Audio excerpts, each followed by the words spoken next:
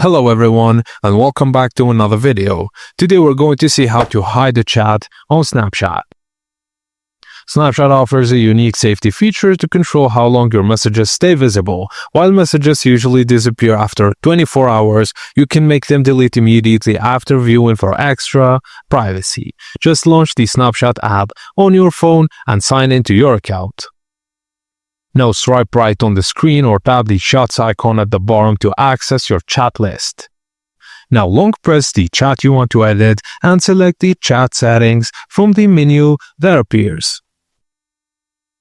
Tap Delete Chats and choose After Viewing to make messages disappear immediately after the recipient sees them.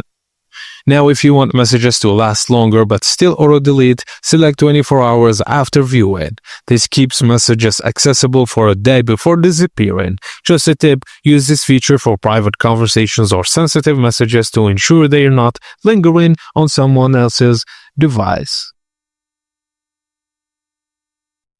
And that's it guys, as simple as that. Thank you for watching and please don't forget to like and subscribe for more tips and tricks like this.